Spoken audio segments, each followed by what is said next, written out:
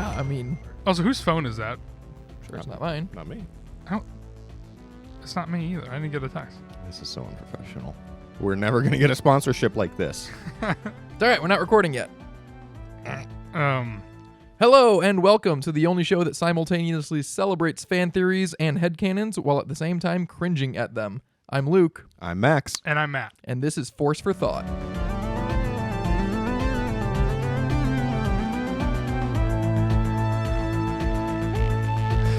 Today we are talking fan theories. These are all the theories that may be true in the Star Wars universe, meaning that while they are not technically canon, they do not contradict canon. So we have the option to add it to our headcanon if we wish. It is not correct or incorrect to do so, but it is a heck of a lot of fun to think about. So I'm just going to get right into it with the first fan theory I wanted to talk about today, and that is Darth Jar Jar. Mm-hmm. What do you guys think of this theory? It's one of the most popular ones by clout, not necessarily by viability, but it's definitely one of the most talked about on the internet. I mean, You've heard it, I'm yes. sure. I mean, actuality. Do you want to give a rundown of what it is? Or Yeah. Okay. There are theories that Jar Jar is a secret Sith Lord because he gave emergency powers to Chancellor Palpatine, and there are a few sequences in The Phantom Menace where he is goofing, bumbling around with some battle droids, and they don't kill him miraculously, and there are thoughts that it could be his force abilities that stop them from doing so, but He also does some hand gestures, I believe, in all three movies. he talks with his hands a lot. Yeah, that's definitely a character trait of his. Yeah. He has kind of yellowish eyes to begin with. He has Well, yellow eyes. Yep. I think it's a fun theory, but I think realistically, right? It's just like Yeah, I mean, realistically, there's no not a chance. No, not a chance. I mean, it's very fun, but I mean, like, he is just a goofy character that I think was meant to be like, this is going to be a lovable character, and then when he's not, I think people are looking into like you said, even he has yellow eyes. Like, just I don't know. I feel like in I would say 99, but realistically, when they start filming in the mid 90s, like 96 or so. But I feel like they were just like, let's just create this fun character, and like Men in Black is coming out. I feel like all these like fun creatures are getting a lot of attention.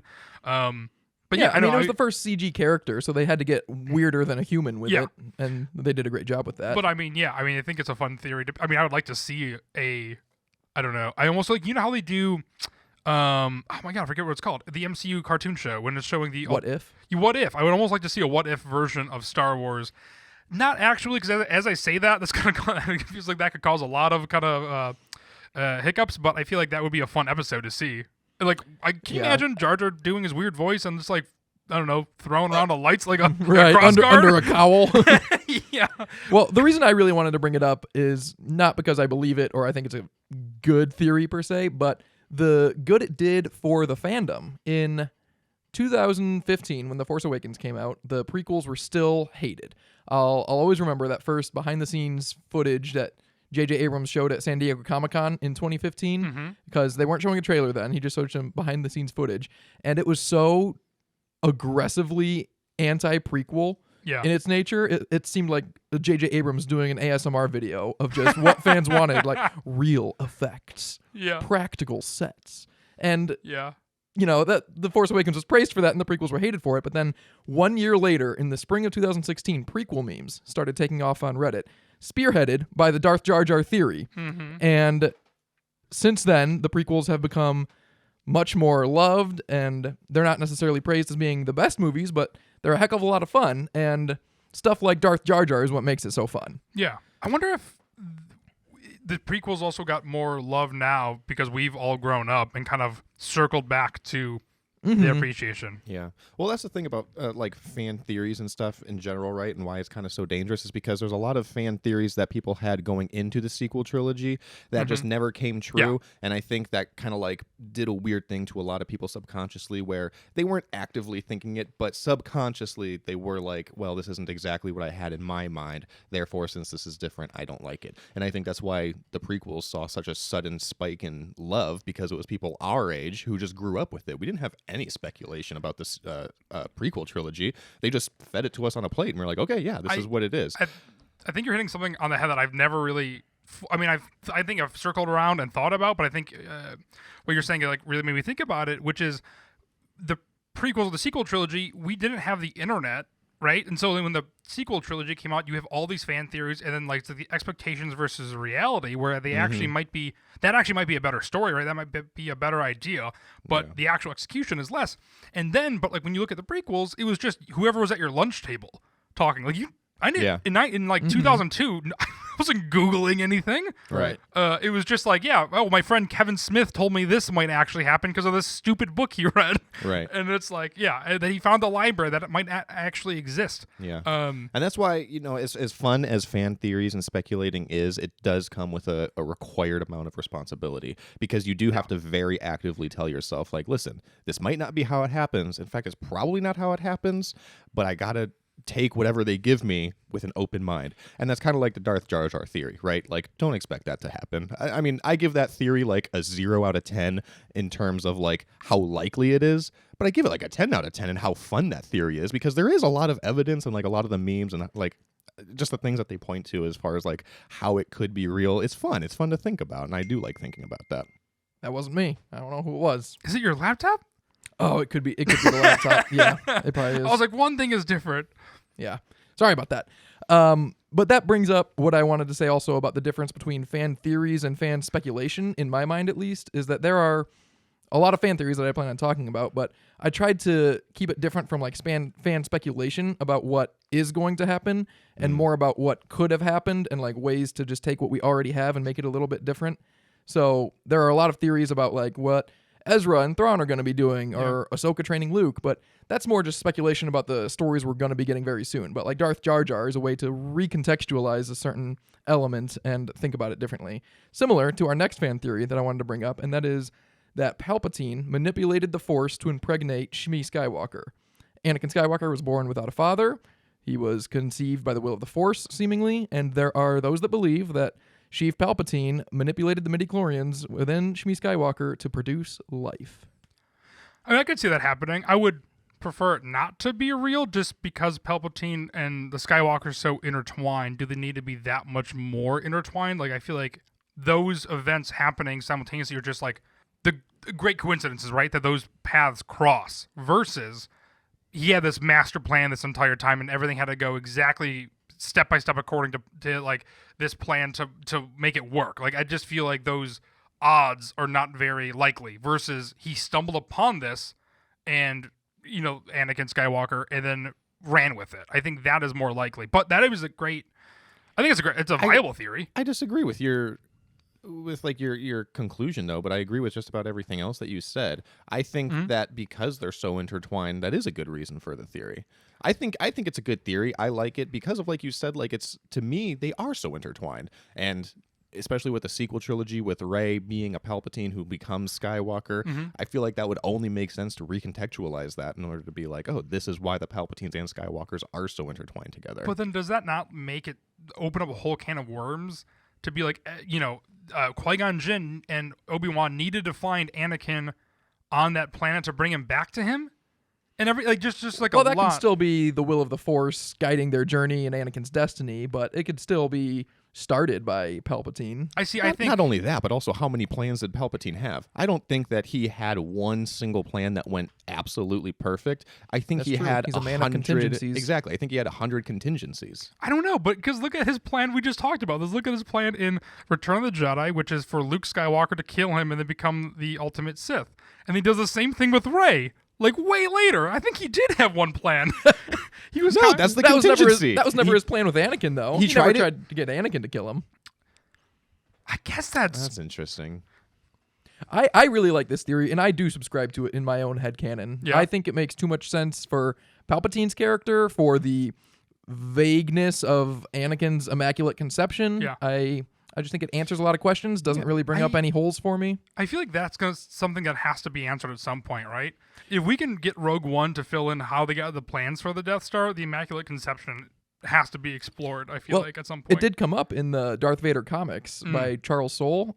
Darth Vader enters a Force Nexus in a Darkside temple with Darth Momin, and Vader has all sorts of Darkside visions, and one of them is Palpatine behind Shmi's shoulder kind of doing a little voodoo thing and saying like the power to create life, and it's implied that he impregnated her.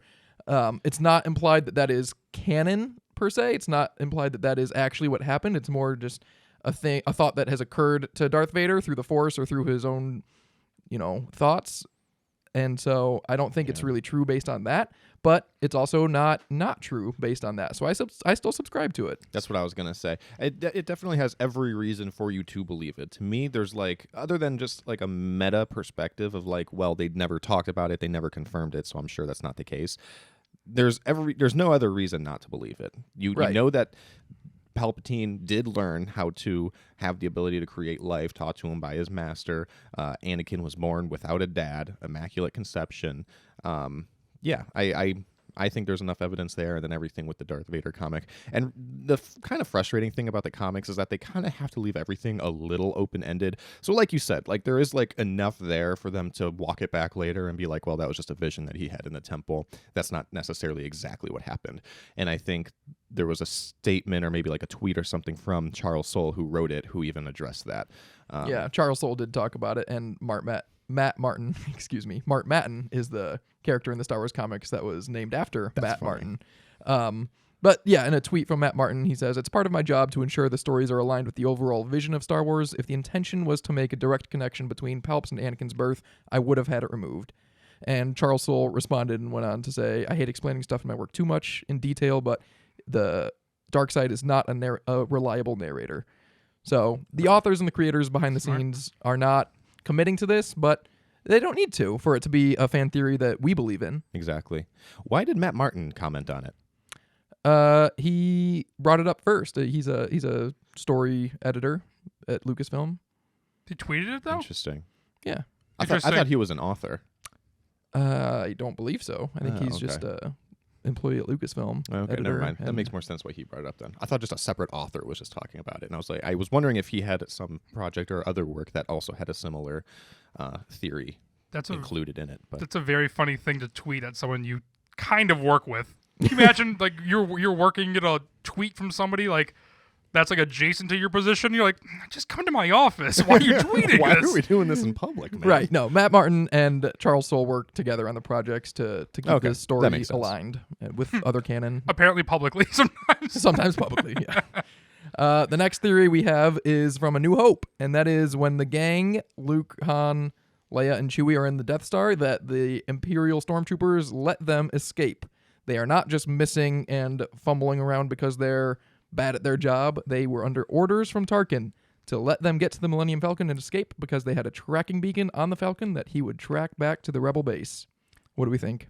I think that makes... that's a fun theory too, but I also just feel there's way too many of them in order to let them go. There's 30 of them. If they really wanted to let them go, they would just stand by and let more of a clear path for them, I would think, besides shooting at them. I think that... I disagree. I think they were selling it. They did their job right. By killing themselves? Yeah, I don't know.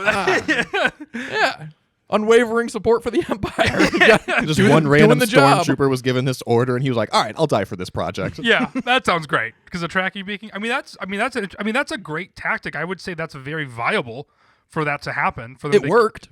Yeah, I think that would make sense. But I don't know if Tarkin is used to these... I was going to say is used to these kinds of rebels necessarily, or having them infiltrate the Death Star. Right? Something that's supposed to be fairly impenetrable is now penetrated, and I feel like it's in the equivalent of waking up in the middle of the night to a robbery. I feel where it's well, didn't see that coming, and then you kind of scramble. I don't know if you would have had time to really strategically plan, where Tarkin I feel is a planner, right? He is I don't know. He's a shrewd tactician. That's why I think, again, going could back not have to said it better, and I didn't. Going back to contingencies, I think it's just two things that can coexist at once. I think he can place a tracker on the ship, and they also did not want Princess Leia to escape.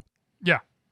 I also subscribe to this theory. I disagree. I think this theory is a home run. I'm sorry, I'm being no fun this episode. I like the idea that the stormtroopers are not idiots. That's always been a very common meme and joke that they miss 1,000 times.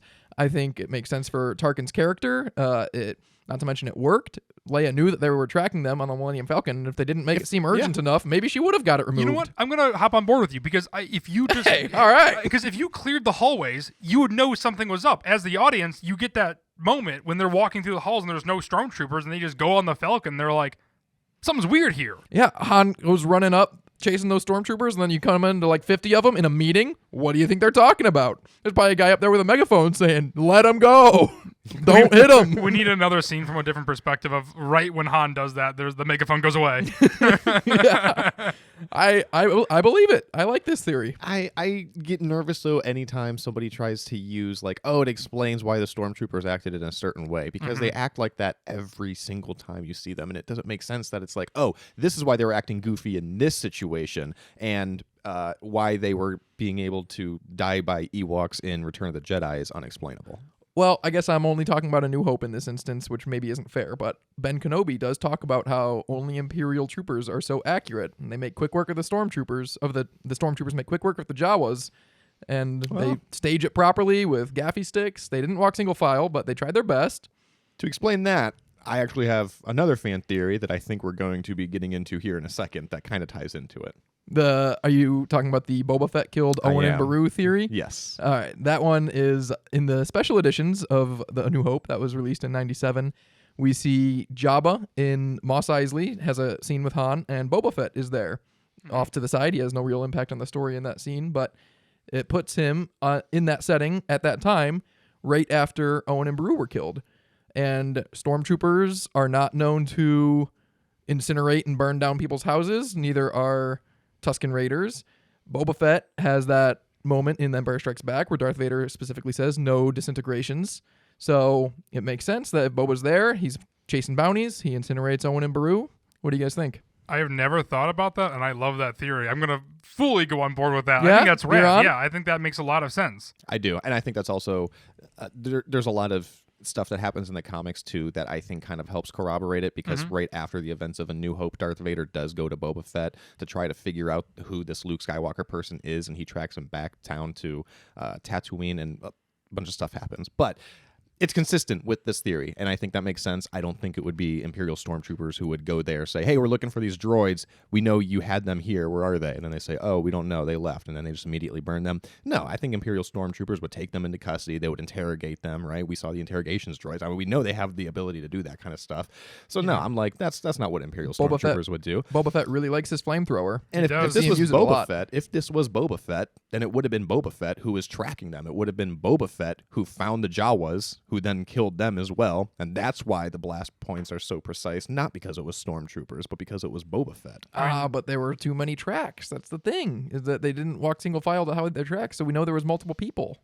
And, he could have walked back and forth. Is there not a world where Boba Fett, yes, is a bounty hunter that goes by himself, but he's also clearly, in this moment, kind of under Vader's command as well. So is there not a world where Boba Fett is leading a charge along with stormtroopers? Yeah, I think that makes sense. Right? That's interesting. And it's not like, again, going back to Uncle Owen and Beru, it's not like they were going to interrogate them. I think we just talked about that, but it clearly wasn't that kind of situation. That was not an option, right? It was just kind of going, looking, destroying. Well, it was not Luke Skywalker. That does play into the original creation of Boba Fett. He was originally supposed to be an Imperial elite stormtrooper who was then redesigned shortly after his concept art.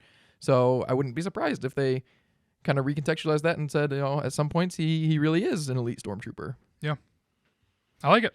Yes, and it also adds a little bit more to Cad Bane's meaning at the end of Book of Boba Fett, where he talks about Boba Fett being how did he describe him? He calls him a murderer. A stone cold killer, I think. A stone cold killer who works for the Empire. Yeah. I mean, yeah, it's kind of spot on. I mean, that's not really an insult. He's just kind of stating a fact.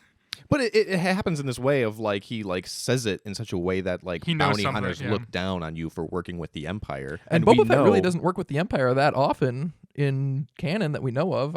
I can't think of too many instances when he's not just chasing bounties. Yeah, and in Empire it was a bunch of other bounty hunters that were also doing I was gonna say, what is Vanguard getting? Yeah, what kind of flag is he getting? That doesn't seem par from the course for bounty hunters at all to be occasionally taking bounties for the Empire. But if he's leading a group of stormtroopers to track down these people at the behest of Vader, yeah, that's a more hands-on, you're working with the Empire type of way. That's interesting. I always think of bounty hunters kind of operating in their own underworld kind of thing because of that line in Empire when the bounty hunters appear and the Imperials are they're disgusted. They're like, bounty hunters, we don't need their scum here.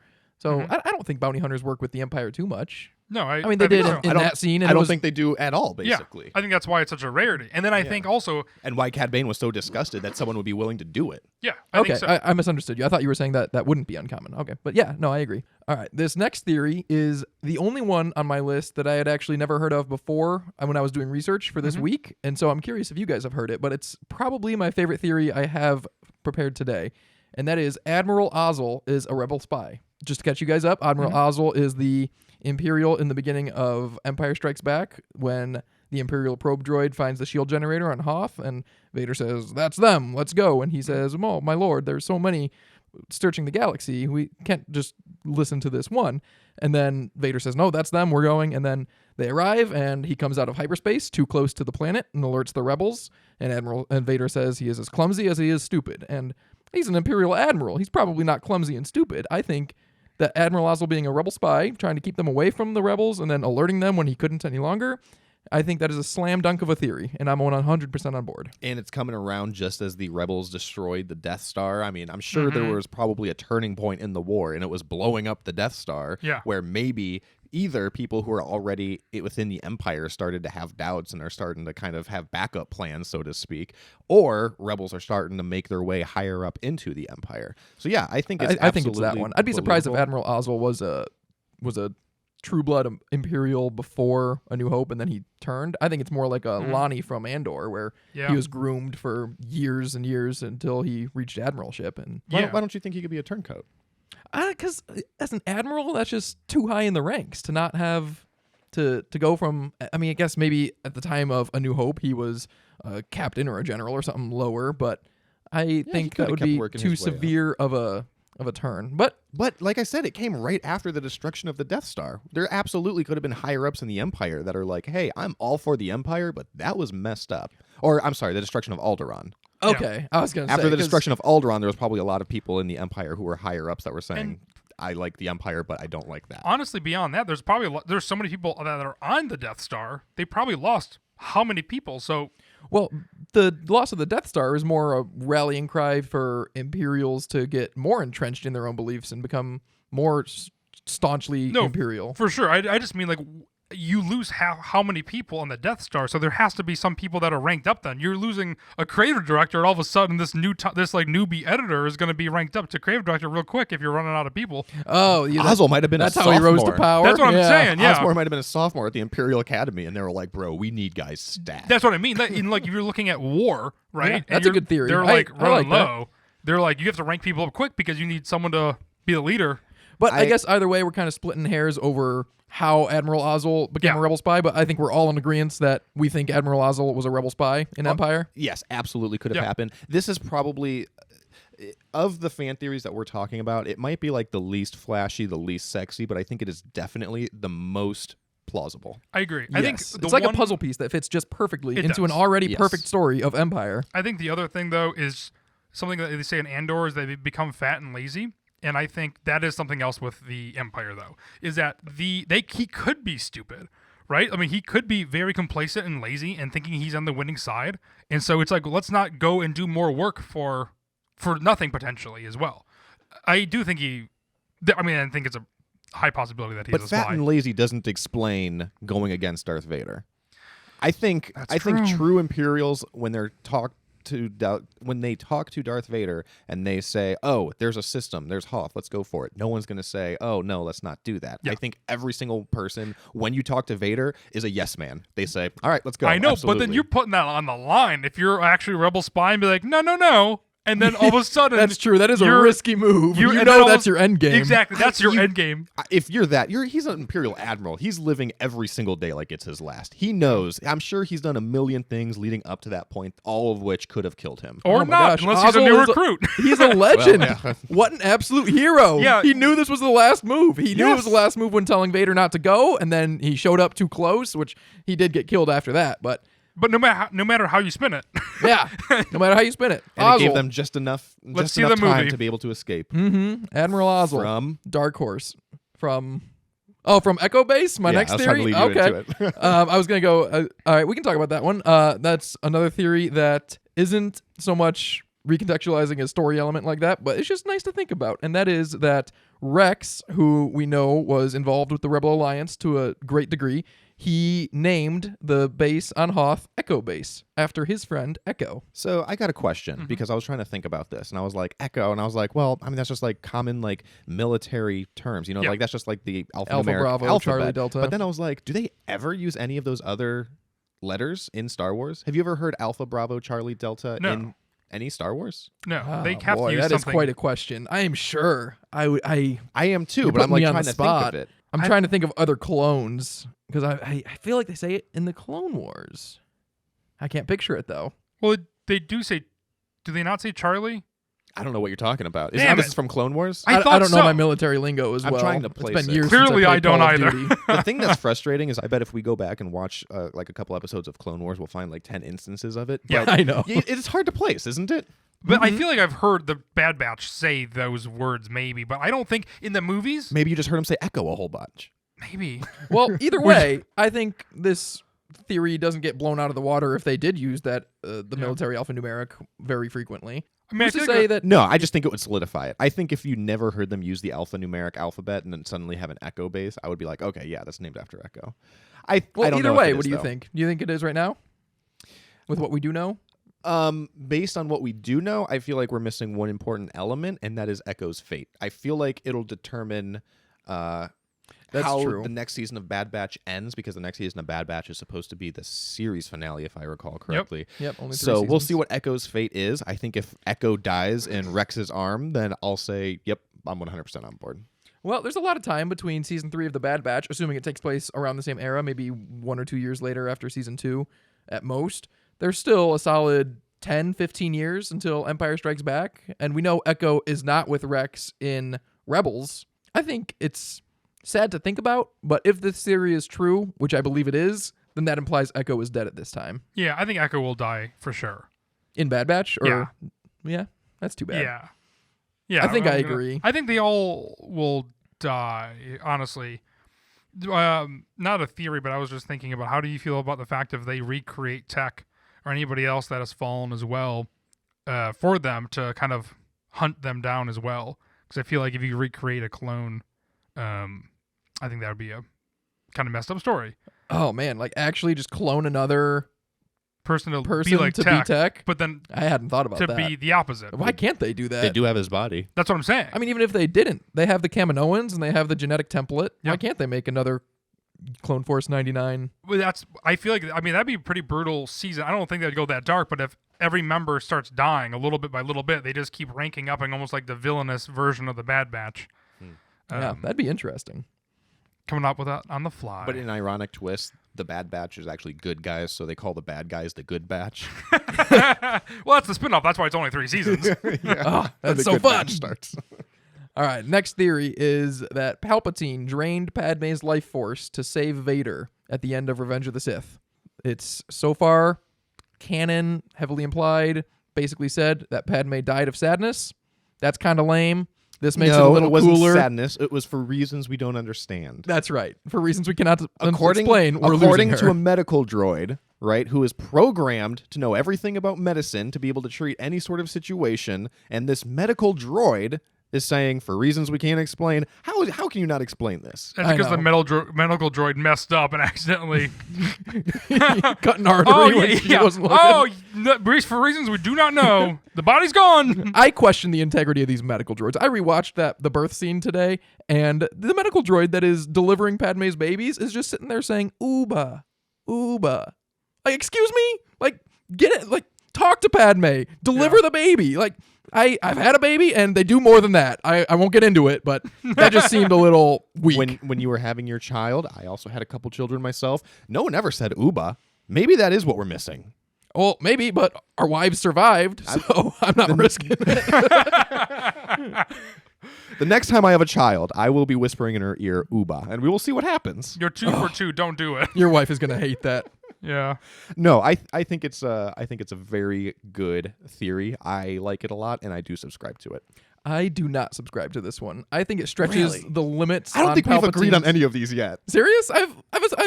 We liked the Admiral Ozzel one, but that one's a That was slam dunk. unanimous. Team Yeah. Ozzel, yeah. That's a softball. I think this theory stretches the limits on Palpatine's powers a little too much. Padme is at Polis Massa, a planet, an asteroid, basically. Mm-hmm. Who knows how far away, and he's going to be draining her life force in real time. Like, how did that just seems... Well, that's why it's so difficult and why it's taken him so long. That just seems beyond the bounds of his Difficult power. process. I don't I know. agree. I Matt? think it's a little too far. I think if you can't set limits into this, you get into that Superman range where it's no longer fun. Batman, great villain. He has a lot of weaknesses, right? Superman, very unfun to watch in any sort of medium because he's a trump card. It's no fun to watch. If Palpatine is able to just drain someone's life force from across the galaxy, then that's a little too OP for me. Yeah. If he can do Immaculate Conception and take someone's life away, it's too much. It's a hat on a hat. You take one, not the other. Yeah, in the Immaculate Conception fan theory, in my head, he went to Tatooine to do it. He was not doing it from his home on Coruscant or Naboo. If he was in the room, much If more valid. If Padme was in the room, yes, or even like in the same planet or city, I think I would believe it. But Yeah. the fact that she was so far away, she was hidden, they went there to hide, Yeah. I don't believe it. That's interesting. Yeah, because he would know where she was then. Mm-hmm. There's a theory that he could take Anakin and Padme's connection to kind of do it like an echolocation kind of thing. That's what I was going to say, and the fact that she was having two of his kids, maybe he could like sense her presence a little bit easier. That makes it better, but it's still just a little too far for me. It is a little OP. Yeah. That I is agree. that is quite an ability that you would have to nerf somehow. Yeah. All right. Well, how about this Palpatine theory that he lost the duel to Mace Windu on purpose, so that Anakin would walk in, see Mace Windu trying to kill him. I could see that happening, but that's a risky move. Like, I agree. 'cause I don't I subscribe don't- to this yeah, theory because I it's don't too see- risky, and I don't think he would leave it up to chance Yeah. like that. That Mace Windu would just take an extra 5 seconds. Like if he just leaned forward at the wrong time, Yep. I think the same thing. generations of Rule of Two Sith goes out the window. With the Stormtrooper theory, I think it's kind of the same thing where it's like, if they could, I don't know, just the fact that like one, you're risking people's lives or your own is a little dicey. I think if it was, it's a fun theory, but I think that's the thing with all of these. Until they're like in the movies or there's some sort of intent, it's like impossible to really know. Yeah.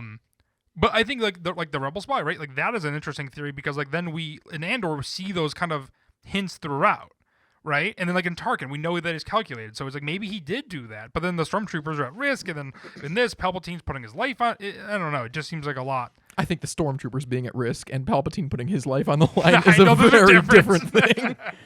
I don't think he would think twice about that. That's like dropping $1 for him.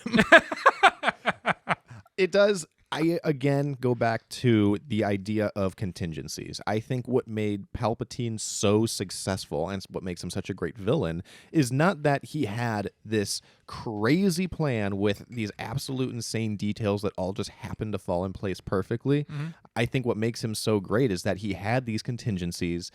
He was a planner. He had multiple plans for no matter what happened, and no matter what happened, he always knew how to twist it to his benefit. I think that's the story of Palpatine. I don't think there was one grand plan that he just knocked out of the park. Oh, absolutely. Yeah. I mean, we know he had at least 66 plans for the clones alone. Yeah. Probably more. We don't know what any of those other 65 were. No. Yeah.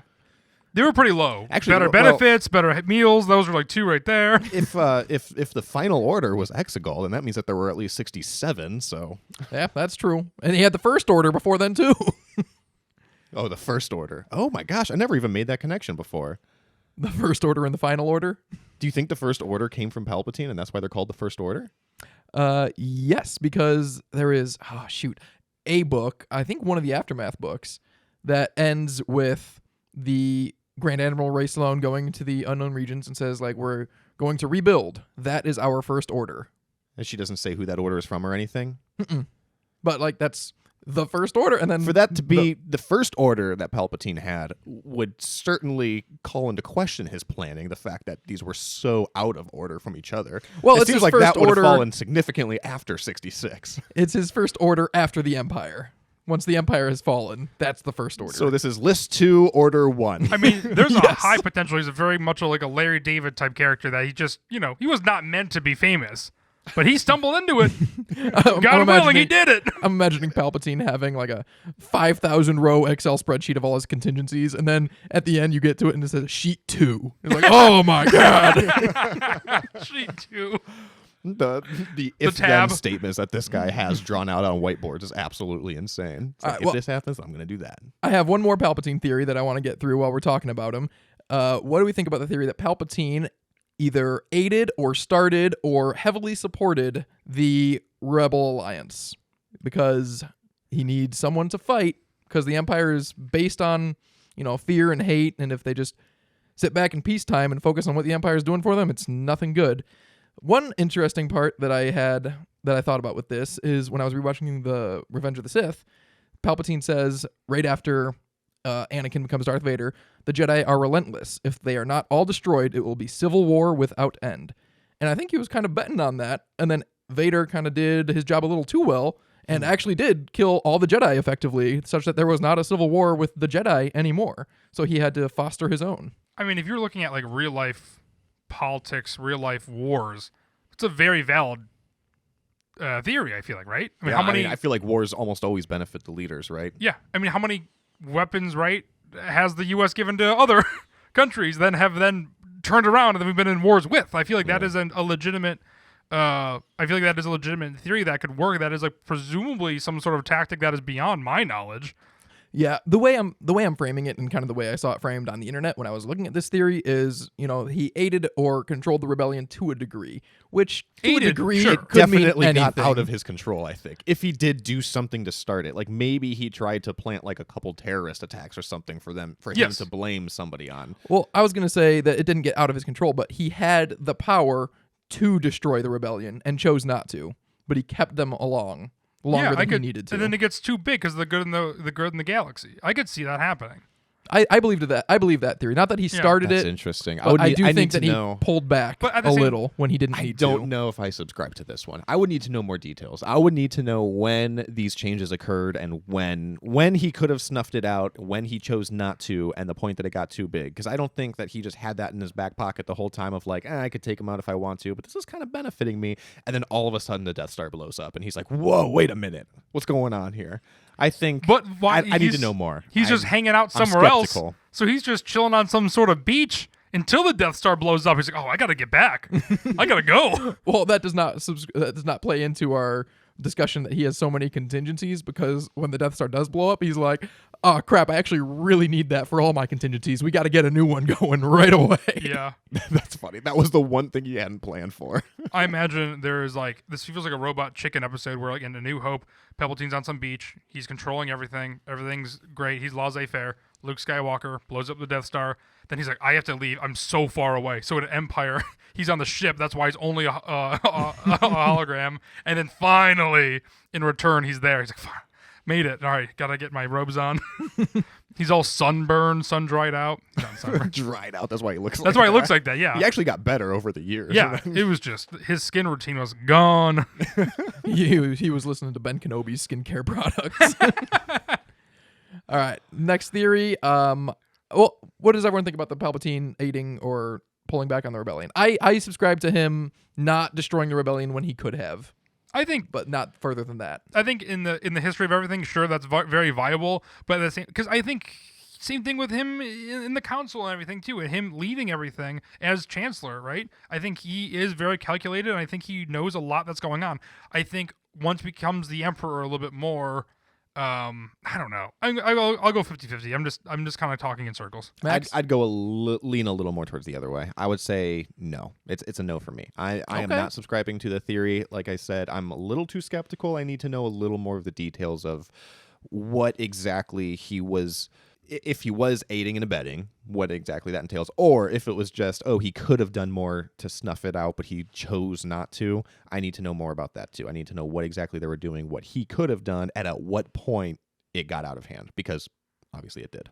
All right. Well, that's what's so fun about fan theories. No one's right or wrong. But my Yeah. next theory, I do think there is a correct answer, and I will be a little bothered if no one agrees. And that is that Finn is force sensitive. Yeah. Unfortunately, it's never explicitly stated. It's so heavily implied that it does fit the parameters of the list I was making and our discussion today. But I think 100%, right? Yeah, I was annoyed when I saw this on the list. I wouldn't even say that that's a fan theory at this point. It has to be because he hasn't explicitly used the Force, and there are people that Well, say he might not be. I don't know, there's- but I don't want to waste our time talking about it because it's so obvious to us. But at the only least, thing right? I'll say is that I don't think it's explicit in Force Awakens. I know that he says that the Force brought them together and everything, but I feel like there's breadcrumbs that are more and more in each movie, and I think in Rise of Skywalker it is the most relevant. So I think it is a significant climb. With that being said, I don't think there's enough for it. Weirdly, in Force Awakens and Last Jedi for him to be a full Jedi or anything, but like I feel like he could have definitely used the Force in Rise of Skywalker to be like, this is now significant. That would have been like the ultimate. Okay, great. Well, Send him I on think his he way. did use the Force because he knew when Rey died, he felt her connection in the Force, and he Yeah, felt that's her true. die. But he was I able meant, to hold his own against Kylo Ren in the Well, forest. I'm okay with that not being a Force thing. After The Force Awakens, I did not think he was Force sensitive. No, but going back, I think there's a lot that. Going back, like Matt was saying, the breadcrumbs. Yeah. Okay. breadcrumbs. There's multiple lines in the Rise of Skywalker about it where they're falling into the quicksand, whatever that stuff was, and he was like, "Rey, there's something I need to tell you, Rey," and then he falls down, and then he doesn't say, and then later they bring it up multiple times what you were going to The say, feeling. and then he doesn't say what it was. And it's like, I understand some of the criticism for the Rise of Skywalker's writing, but you don't leave all of those lines in there if you never intend to do anything with it in the future. That's because it's a reshoot, right? I mean, It is weird that they left it in at all, since they didn't do anything with it in the movie. But I think that's just all the more reason why they have to come back, why it's going to be addressed at some point. Maybe Finn doesn't come back, or John Boyega. We don't see Finn in live action, but it's going to be addressed in some sort of animated series or book, comic book, or like we've talked about previously already. Hopefully, John Boyega does come back and is in the Finn movie, and he is Force sensitive, and it kind of ties a neat bow on all of it. I agree. I just don't see a world where there's not a cut or there's not an edit with him being Force sensitive. If you do the rule of 3, he does it twice, right? And at the very end, there's not really a payoff. And I would be shocked if they did not film. You mean a cut of The Rise of Skywalker before it was edited and reshot? Yeah, maybe not even a cut, but I wouldn't be shocked if they were like, okay, let's get 2 for safety. and then they went with the other. What are you talking about with the rule of 3? What are the first 2 instances? He senses when Rey dies, when Rey dies. No, not even that. I just mean when he's talking about the feeling, when he's saying, "Rey, I have to tell you something." He never does. I mean, he brings that up twice. Yes, there's literally just 2 times. So the third time is The second time being when he talks to Janna about the feeling. No, when he's that like, I gotta- Stormtroopers have. the feeling that there's a feeling, right? And then when he has to tell Rey something, and then you think the third time would be when he just say uses the Force for something. To move something, Well, I think the third time would be then feeling Rey die, because he was using the Force for that. No. He also knows which ship is leading the way. Yes. That's true. But I mean, so there's all these things, but I feel like you need an event that We just listed a solidifies lot it. more than 3, but none of those have that last event. Like you're talking if about. we're leaving breadcrumbs, I need a full loaf by the end. Yeah. We don't get it. We get maybe a half a slice. Yeah. Okay, yeah, that's a good way to say it. But as far as we're concerned, I think this theory, 100%, we're on board for. Yep. Yeah. I'm going to start using half a slice for everything now going forward that we think is half-baked. I don't want to linger too long on this specific one since we're all in agreement, but I feel like it We would keep saying that? if you said that Finn isn't Force sensitive, I would say that's more of a fan theory at this point than saying that he is. That's interesting. Yeah. I like to think that's true. It's definitely true among us. It's hard to say among the Star Wars fandom as a whole. But our next theory is also from the sequels, and that is that Han Solo killed himself, sparing his son from having to make the decision of whether or not to kill him. I'm going to need convincing one way or another. I'm in the middle. I don't know how to feel about this one. After The Force Awakens came out, I read the Aftermath trilogy, and I think it was the second Aftermath book in which... Life Debt? In which the main character's father comes back, but he was brainwashed by the... I guess they were still the Empire at that time, but they were just kind of like the remnants a little bit still. And he was brainwashed, and he was doing all of these evil things under the cloud of darkness, and that was like a very literal thing. Like every time it was dark, he was like brainwashed, and he was doing evil things, including an assassination attempt on Mon Mothma. Spoiler alert for those who haven't read Life Debt. And so I thought that Kylo Ren was going to be brainwashed, and that's why in that scene he does have that mixed emotion where you kind of see in his eyes he wants to come back to his father, because they're showing you the sky. They're showing the sun being drained by Starkiller, and it's getting darker as it goes on, and as soon as it drains it and it's completely dark is when he kills Han Solo. And so after reading the book, I thought that was definitely a tie-in, that Kylo Ren is being literally brainwashed and that there was going to be something about that in the future. But obviously that never really happened. I think they were just going for more of like a literal kind of symbolism type thing, that he was doing it as it was getting darker. Back when we thought that the books were going to have more significant story implications on the movies. Well, yeah. 2015, 2016. That was a Different fun time. That was a wild time. But maybe Ray Sloan will come back. Maybe one day. This is a podcast heavily dedicated to Ray Sloan. We talk about her far more than I think any other podcast. Ray Sloan. I mean, I would say that that he did not kill himself. I mean, it's just a visual representation of him, the dark side taking over. When it's just a visual representation, visual storytelling, right? When that turns dark, he is like, yes, we're feeling what Kylo Ren is feeling, not the other way around, where the mood is affecting him. But why not show the hands? I don't know. I'm sure Like, they have show an insert. show which one of them ignited the lightsaber, you mean? Yeah. Yeah, I think that was intentional. I remember in 2015, 2016, I was big on board with the Kylo Ren didn't do it. And, Yeah. he dropped his helmet and he says, I know what I have to do, but I don't know if I have the strength to do it. We didn't know if that meant killing Han Solo or not killing Han Solo. Each would require an equal amount of strength, honestly. I think but Han, now I don't sorry. I don't think I subscribe to this theory. No. So what do you think he meant when he said that then? I know what I have to do, but I don't know if I have the strength to do it. Yeah. Kill Han Solo. Yeah, absolutely kill Han Solo. And then I think he did it. Yeah, I agree. And you think Han was just misreading that whole situation? No, I think he was Well, no, genuinely I think it was- trying to take his son back to the light side, right? Yeah, I think Han was reading it the same way I did at the time, that it was like 50-50. He either means to kill him or to not kill him. And Han Solo's going to put everything on the line to try to get his son back. So I think it's whether... Yeah, and Han took that 50-50 chance. Yeah. And Absolutely. And I think Han, when he gets stabbed, looks genuinely shocked when he gets got. And then I think at the end, it makes sense. There's no way to get stabbed with a lightsaber, no matter how much you see it coming. No, you're not going to be a little shocked. I think, and then I think at the end, when he comes back to him, it would make more sense, because if Han Solo's coming back to him after he killed himself, that'd be so weird. So no, I think that would still work. I Would think it? because Not if as- he, I don't if think he as well. did kill himself, he was obviously doing it for Kylo Ren. yeah. I mean, we're not saying that Han Solo was suicidal by any means. I don't know. He seemed like he was in a lot of debt. Clearly, things went a little downhill for him after the events of Return of the Jedi. Yeah. I think the line in The Last Jedi when Kylo Ren says, I killed Han Solo, and Snoke says, and look at you, the deed split your spirit to the bone. I think that was genuine I from agree. Kylo Ren, and that he did kill Han Solo. But But what does Snoke know? Snoke is a terrible narrator for these types of things, Well, it because was he Kylo also that said that.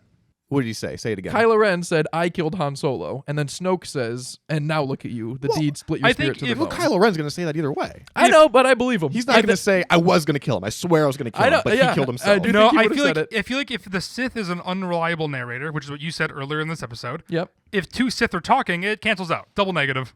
So it has to be true. So it's gonna be So it's true. It has to be true. The math of Star Wars. No, I think Kylo Ren said what he said one way or another. He was going to say that no matter what, and you can't trust anything that Snoke says, because clearly his insight is a little flawed, because he thought that Kylo Ren was going to kill Rey when he killed Snoke. So you can't.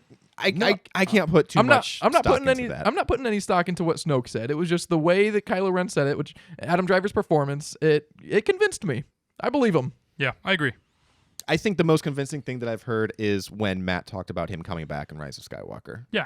I think Oh, that that makes was- the most sense. I think if you kill yourself and then you're like, hey, kid, remember me? That's like just like emotional torture. Yeah. Like, you killed yourself in I front of me agree. and now you're coming back again. I agree. He doesn't come back. He's not a Force ghost. He comes back. It's a memory of Kylo Ren. Correct. He doesn't come back. He's not a... Yes. No, and then also going back to him killing himself, it wouldn't make any sense. So if he just willingly is like, yes, I'm going to do this for you so you can go on being bad, I think No, the theory is that he killed himself So Kylo doesn't have to because do it. he knew that Yeah. Kylo wouldn't turn to the light, but if Kylo Ren voluntarily killed Han Solo, he would have been past the point of no return. So he knew, I can't get him back, but I don't want him to be completely evil, so I have to do this for him, is the theory. I know, it just doesn't make any sense to me.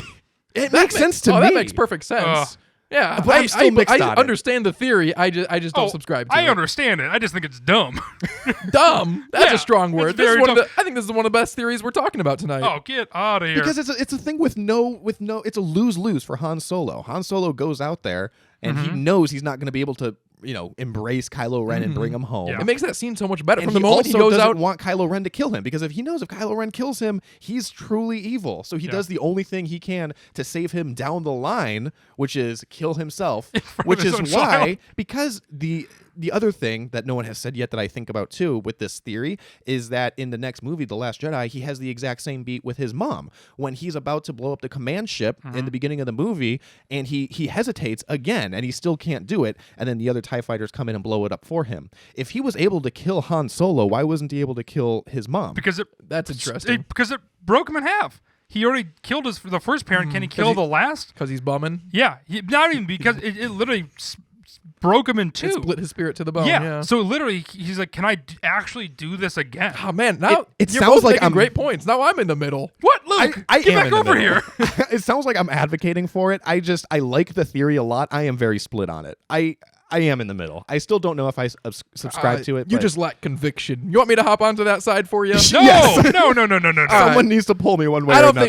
think and I Kylo Ren have killed yet to him. be. I think Han Luke, did it. Luke. Kylo Ren dropped his helmet. He said, "Dad." He was back.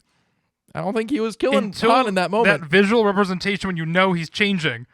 Luke, The visual we're never representation agreeing on is that anything. when Get you, back over here. What do you do? This the is visual the time. representation is when you know that Han is dying. You don't know what Kylo Ren's thinking from the visuals. You just know Yes, that you it's do. Han Solo's last moment. Well, it's Han Solo's last moment as soon as he steps over an endless pit. Yeah. All I'm that's the saying though dead is giveaway. the Emperor came back. Han's coming back. I think that is one of my favorite. That probably is my favorite Han Solo moment. Probably my favorite Harrison Ford performance in Star Wars is when he steps out onto the catwalk and says Ben. Like Yeah. that was just Yeah. such a gut punching It is. performance, and the fact that they named him Ben and we didn't know that yet.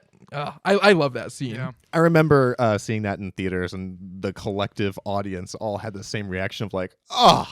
Like of course his name is Ben. Like he walked out there and like it's so fun when you're like experiencing these for the first time because you don't know what he's gonna say, right? And you're like you don't think about like, oh, is he gonna call his name Kylo?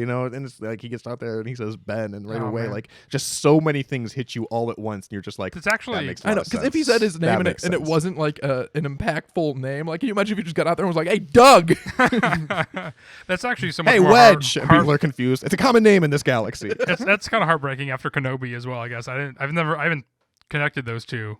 Just that after. Leia named her son Ben after Ben Kenobi. Yeah, I mean, I've connected that, but I mean, like, I haven't considered those movies with Kenobi the show. Oh yeah, no, that's what I meant. Because after You're like, hey, this obvious thing. there was like 5 years when people were talking about how Leia named her son after some guy that she met for like one day on the Yeah. Death Star and then died. Yes. And And who Han made very clear he didn't like at all during that time anyway. yes, I remember that. Everyone was like, that's weird, right? that's another Oh, great maybe example. it's his kid. That's another great example of Star Wars going back and recontextualizing things for the better. Yep. with, Absolutely. additional story elements. It's, all right, where do we land on that theory? I'm on board with Han killed himself. And, oh, wait, no. Yeah, no, Han killed himself. Kylo Ren did not kill him. Han sacrificed himself to save his soul from eternal darkness. Matt Damn strongly you. disagrees. I strongly disagree, yes. Strongly disagree. They're Strongly fan theories. Neither of us are wrong. You were on my side until 2 minutes ago. Max convinced me. You got to be more convincing, Matt. You don't even Weak think I'm on that morals, Luke. side. Weak morals. And Max, you're still on the fence. I'm on the fence. I don't know. You're a coward. I see great points both ways. All right, we got two more. They're both quicker, I hope, because we are running out of time. We have R2-D2 was flying Anakin's N1 starfighter in The Phantom Menace while Anakin thought it was on autopilot. No, all the evidence points to the contrary. What's the evidence for this? That he was going to join the fight. No. But he knew he was on autopilot, and then he tells R2 to take the controls off, and then he starts navigating. Like, how would he know he's on autopilot 1 minute and then the next realize that it's not? And then we I also... think R2 flashed something incorrectly on the screen that said autopilot while he was flying.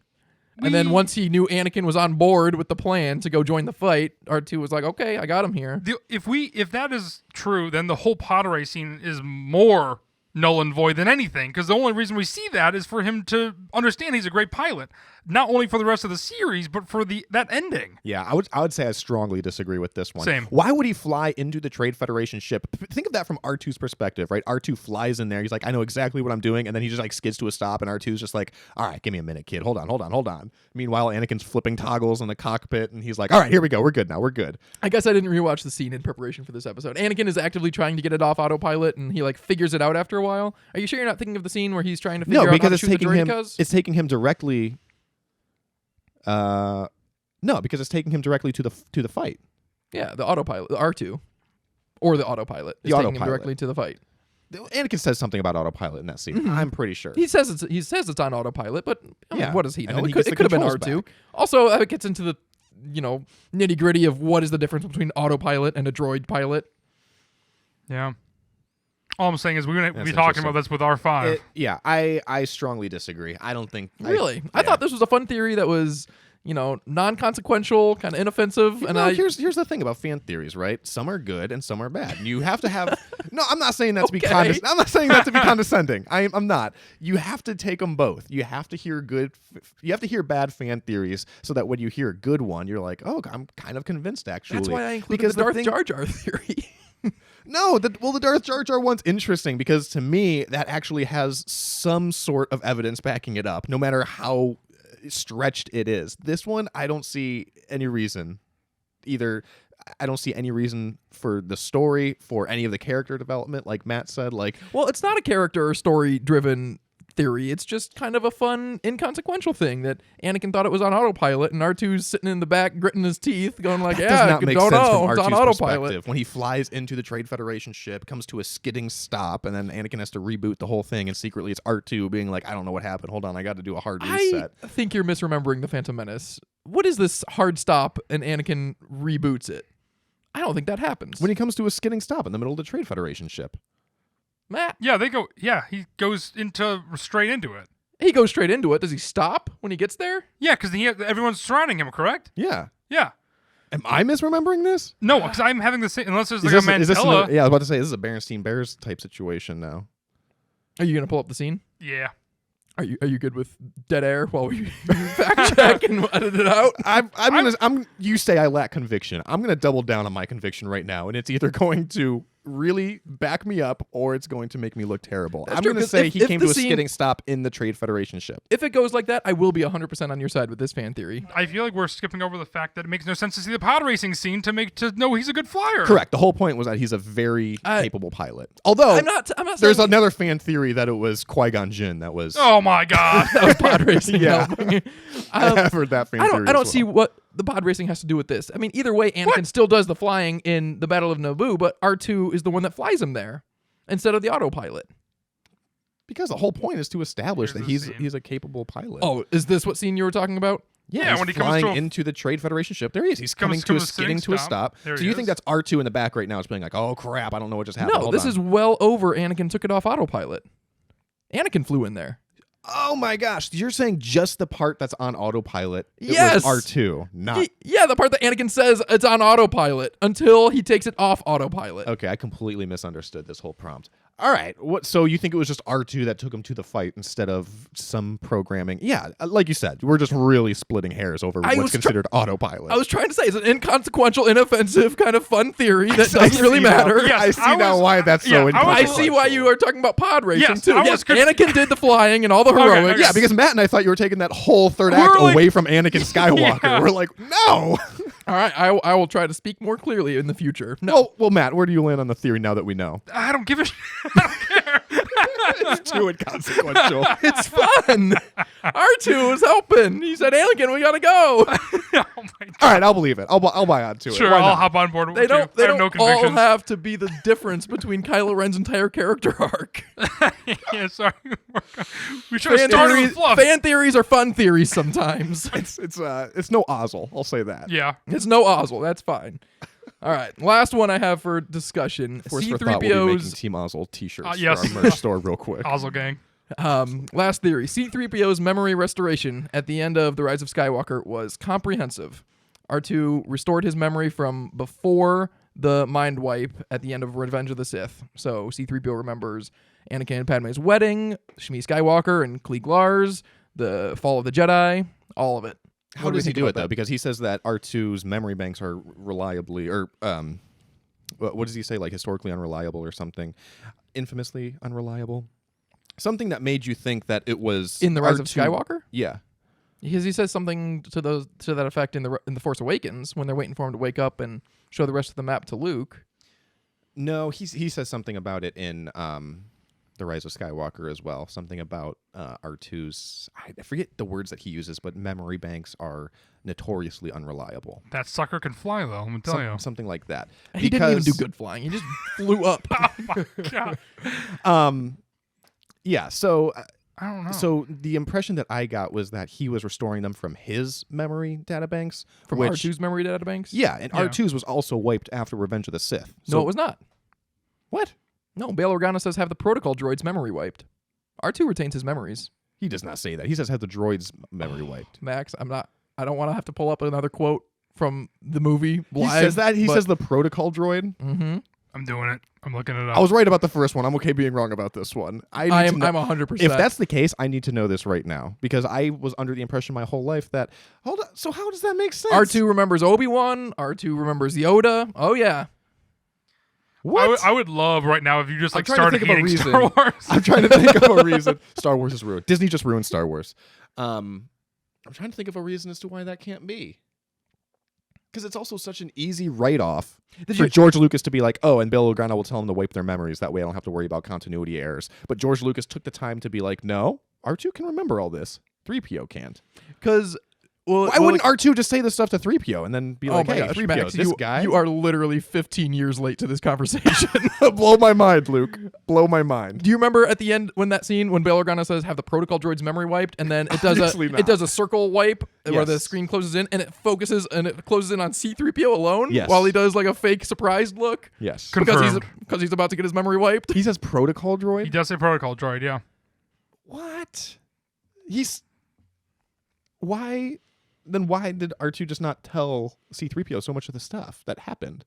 You gonna rewatch all these movies now with a different context? I mean, I'm going to refer you to 1,000 different message boards from the last 15 years. But back to Oh my God. back to what we're talking about. That leaves the door open to R2 restoring that memory wipe as well as the one in the Rise of Skywalker. Well, then why? Back to my point, though, when I said why wouldn't he just tell him this stuff earlier? Like, why would he do it here and not at any point sooner? Well, I think that's I that's don't the know. goal, right? Is that he is unreliable. Because the rebels wanted C-3PO's memory wiped.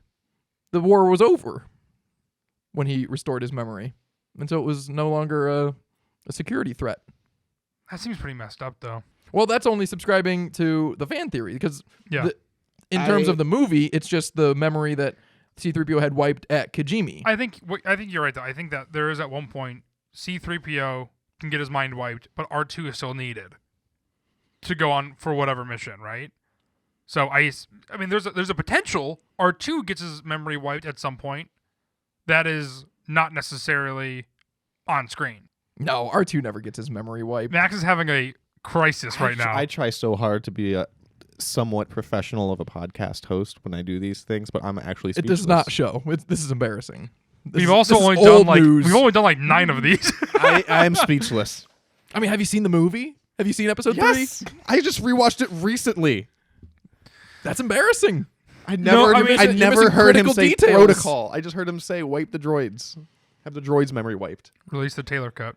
That's embarrassing. My gosh. All right. Well, let's not break Max's mind too completely, especially because my force for thought for today is actually an excerpt from the Revenge of the Sith novelization, which I'm assuming you haven't read. I hope this is about wiping C-3PO's memory. It's not. I was thinking about the force for thought I wanted to give this week, and this week I'm just dedicating it to the novelization of Revenge of the Sith by Matthew Stover, because every movie has a novelization, and episodes 1 through 9, Solo and Rogue One, they're all fine. They're books about the movie that tell the same story, except for Revenge of the Sith. Revenge of the Sith is really, really good. It doesn't have that much more story. It's just so well written. And it reminds me of when we were talking about Andor, that it's my favorite Star Wars content because it's great content. It's great like lore and story building, and it also happens to be the most technically well-made Star Wars stuff. That's how I feel about this book. It just happens to be the most well-written piece of Star Wars media we've ever had. So this excerpt I'm going to be reading is from Revenge of the Sith, from when Dooku is about to die. As he looks up into the eyes of Anakin Skywalker for the final time, Count Dooku knows that he has been deceived, not just today, but for many, many years. That he has never been the true apprentice. That he has never been the heir to the power of the Sith. He has only been a tool. His whole life, all his victories, all his struggles, all his heritage, all his principles, and his sacrifices. Everything he's done, everything he owns, everything he's been, all his dreams and grand vision for the future empire and the army of the Sith have been only a pathetic sham, because all of them, all of him, add up only to this. He has only existed for this. This, to be the victim of Anakin Skywalker's first cold-blooded murder. First, but not he knows the last. Then the blade crossed at his throat uncrosses like scissors. Snip, and all of him becomes nothing at all. Brutal. Wow. That author, Matthew Stover is his name. I feel like he just wrote that entire book because he has a thing for Count Dooku. Like, I'm getting justice for Count Dooku. That was really portrayed in a very generous light of Count Dooku. That's how this whole book is written. Every single character is so much cooler. Every single scene is so much clearer. Ugh. Read this book. I would love to hear more about what he has to say about General Grievous. It's nothing but great. Interesting. I have very recently actually seen multiple people talk about the Revenge of the Sith novelization online when people are looking for book recommendations. I'm not surprised. It is a really, really good book, and people just don't give it any attention because they already know the story, but it's just such a fantastically written book. But let us know what you think about our fan theories. Thanks for listening. If you have any fan theories that we didn't talk about, if you think we didn't defend one or defended one too much, let us know in the comments, and we'll see you next week. People are going to be commenting, get over Ozzel.